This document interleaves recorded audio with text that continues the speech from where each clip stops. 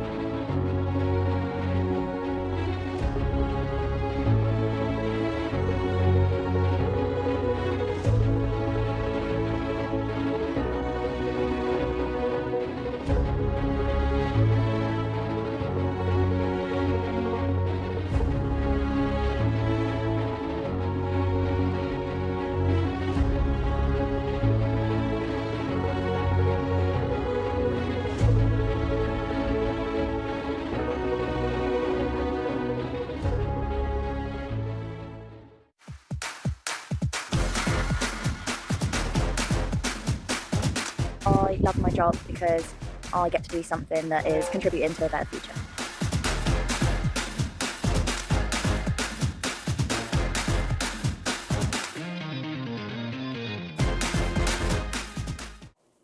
Welcome back. The Prime Minister has admitted he was at a garden party in Downing Street in May 2020, at a time when the rest of us were only allowed to meet one other person from outside our household. Boris Johnson has indeed said sorry, but insisted he thought it was a work event. The Labour leader, Sir Keir Starmer, has called that claim ridiculous and offensive, and he's told the Prime Minister to resign. We're joined now by the former Labour Special Advisor, Aisha Hazarika, and by Guto Hani, who was Boris Johnson's spokesman when he was London Mayor. Lovely to see the both of you. And Guto, guess what? I'm coming to you first. You'll have seen the Prime Minister's apology at PMQs. Now, if you didn't manage to catch it live, what did you make of it? Well, he needed to do that. He needed to be convincing. And I think in terms of the tone, if you were watching him, he was full of remorse. He was quite distraught.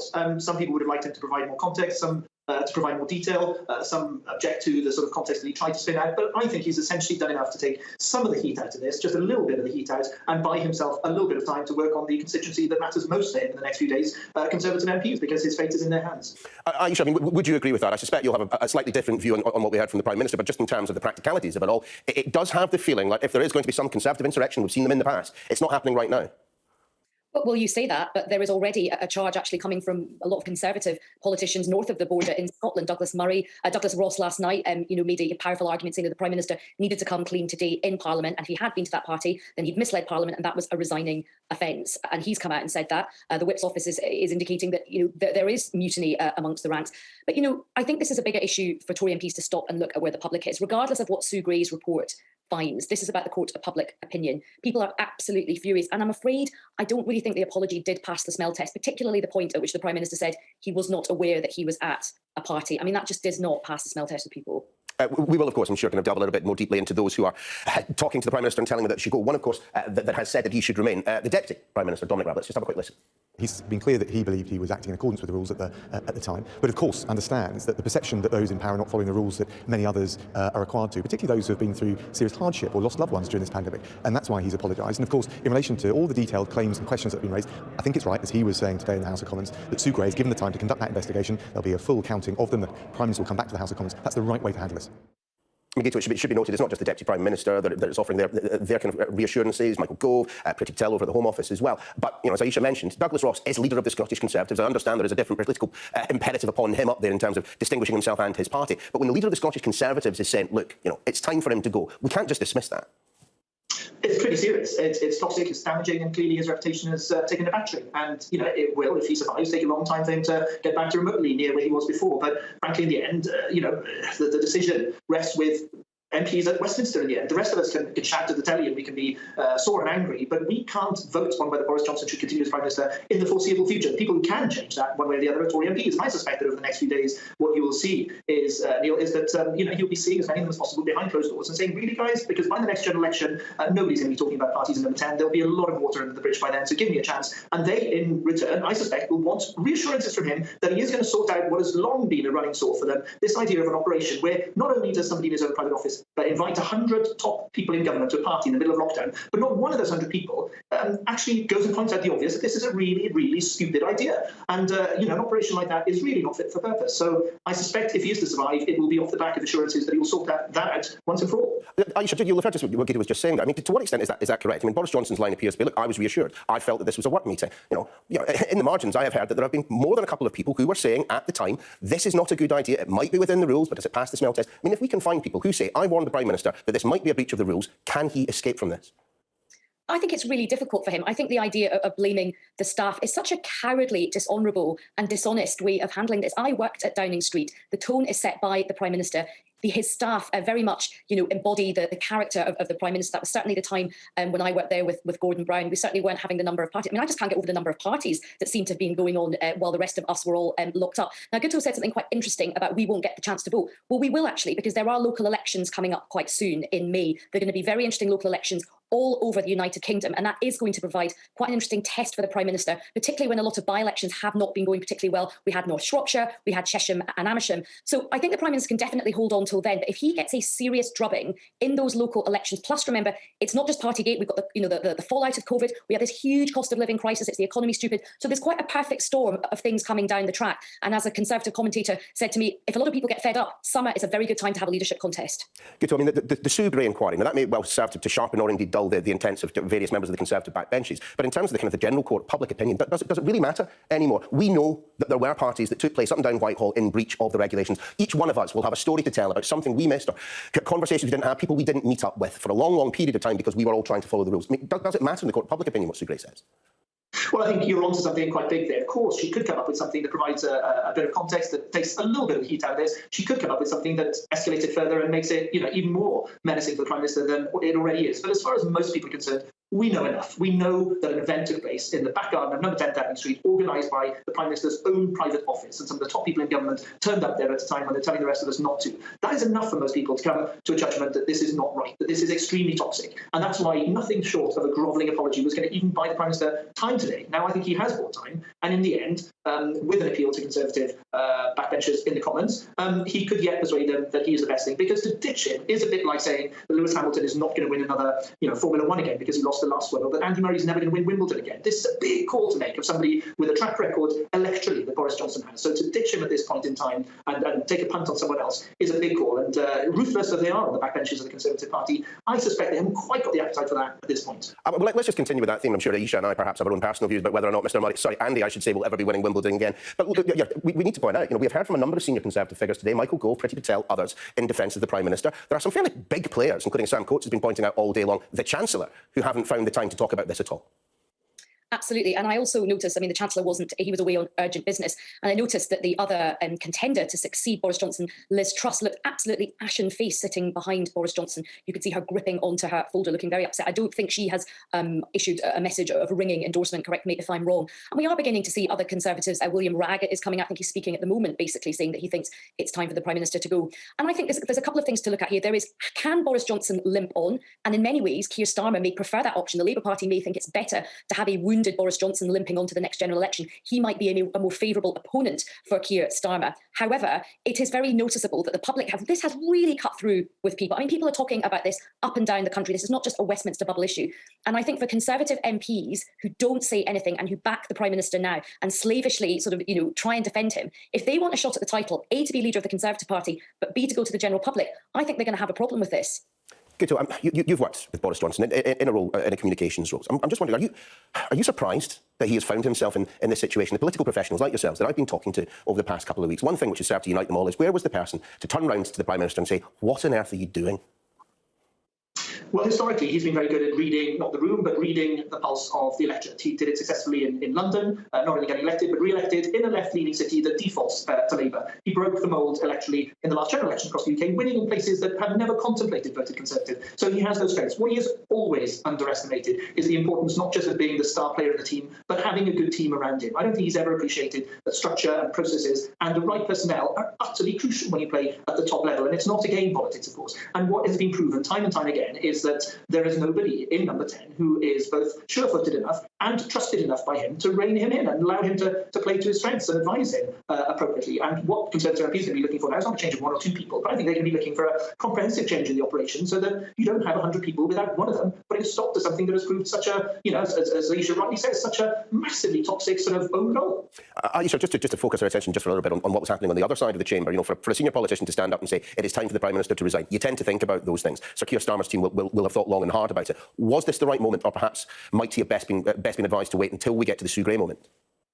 No, I think this was the right moment, and I think Keir Starmer had quite a difficult, opportunity at Prime Minister's questions. They always say own goals. I used to prepare leaders for Prime Minister's questions. Sometimes an own goal can actually be incredibly difficult because if you miss it, it can go spectacularly wrong. It can actually give life to your wounded opponent. And one is reminded of Neil Kinnock and the Westland affair. But actually, Keir Starmer really rose to the occasion. And today was a really interesting moment. A lot of people say, "Oh, Prime Minister's questions, it doesn't actually matter." It does. Sometimes Prime Minister's questions can actually really capture the mood in Parliament, and it captures a snapshot of British politics. And I think that's what it did today. Now, Keir Starmer is not a rash man. He's not a vengeful man. He picks his words very, very carefully. He's always been quite reluctant to go in and attack the Prime Minister too hard. But today the gloves were off. He pretty much accused the Prime Minister of lying. He got as close as he could within using parliamentary language. He absolutely sort of battered the Prime Minister. And then for him to call for him to resign, I was actually quite surprised by that. But I think today was the right moment because a line was really, really crossed today when the Prime Minister stood up and basically said that he had misled the House and that he had broken the rules and that he had gone to that party. That was an incredibly big moment. And I think Keir Starmer did handle it correctly. And I think he was quite nimble on his feet. You could see that he wasn't just sticking to his pre-prepared lines. I think he showed himself to be, a really effective leader of the opposition today. And he's had problems. I mean, many people have criticised him for not punching hard against the Prime Minister enough. But I think he was judicious. He waited for his moment. This was his opportunity. And he shot and he scored. Always good to hear from you both. Aisha Hazarika, Kusahari, lovely to have you in the programme. Thanks for joining us. Time for us to have a look at the weather. Look forward, the brighter skies. The weather, sponsored by Qatar Airways. High pressure means the next few days will be mainly settled with a risk of fog and frost. Then we'll be mostly fine this evening. The southern parts will, though, see the fog thickening up again. The windy north of Scotland can expect some further drizzle. Clear skies in the south will bring with them an extensive frost overnight, with dense freezing fog patches developing widely. The region from the Midlands and East Anglia southwards seems most at risk. Some travel disruption might be possible, so do check before you go. Northern parts, meanwhile, will be milder, with further drizzly outbreaks in the northwest. Many southern parts will be dry and sunny on Thursday morning, but dense fog will be slow to lift, lingering in places. Elsewhere, it will be mainly dry with sunny spells, but northern and southwest Scotland quite dull with a little patchy rain. The weather, sponsored by Qatar Airways. Well, that was the news hour. Coming up at 6 o'clock, a judge rules that Prince Andrew will face a civil sex case trial in the United States.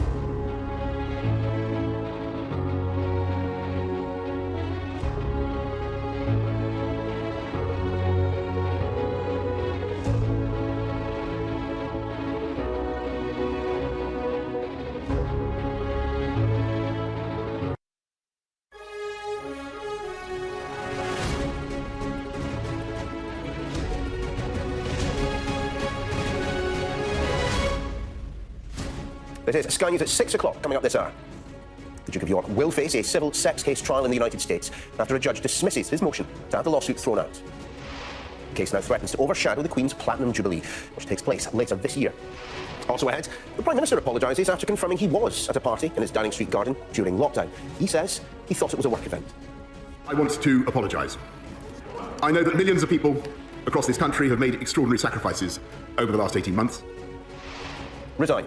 That's the message from the leader of the Scottish Conservatives, as well as Labour's Keir Starmer.